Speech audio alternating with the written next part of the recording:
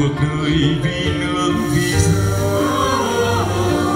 Xuôi về tuổi ủ thơ ra đi từ an giang quê hương, ký ức xa vời dòng kiên giang lững lờ.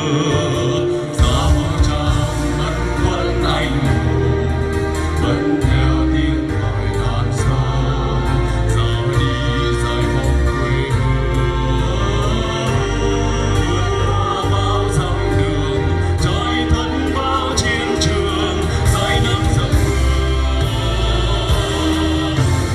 có nguyên giá tương quân bên người ghi vào sử sách, tiếng theo các vận tranh oai hùng.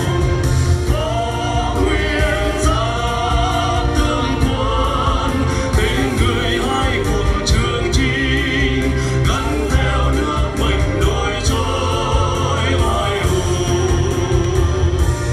Điện Biên Phủ chân đông địa cầu, ngày thống nhất vang lừng năm châu. Không hàng thiên thua, không ngại buồn phiền, cả cuộc đời vì nước vì dân. Mắt nhìn kia chưa hằng hứa.